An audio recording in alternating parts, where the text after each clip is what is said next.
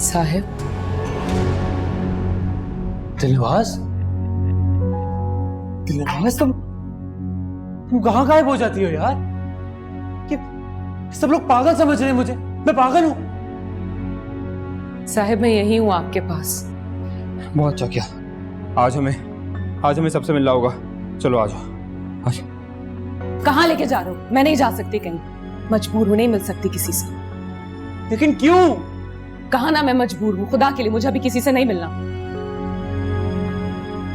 अच्छा, मजबूर हो। सब समझ में आ रहा है मुझे क्या मजबूरी है। वो तो बहनें मुझसे ज्यादा इंपॉर्टेंट हो गई है ना वो।